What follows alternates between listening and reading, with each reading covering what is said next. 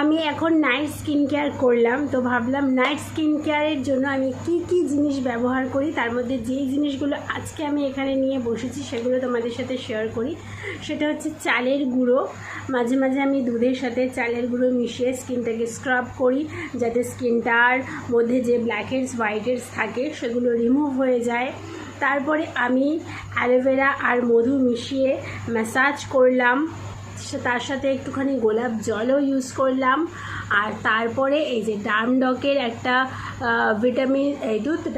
একটা vitamin C serum use করলাম। এটা আমি রিসেন্ট ইউজ করছি, ভীষণ ভালো। আর এটা কিন্তু কোনো পেড প্রমোশনের ভিডিও নয়।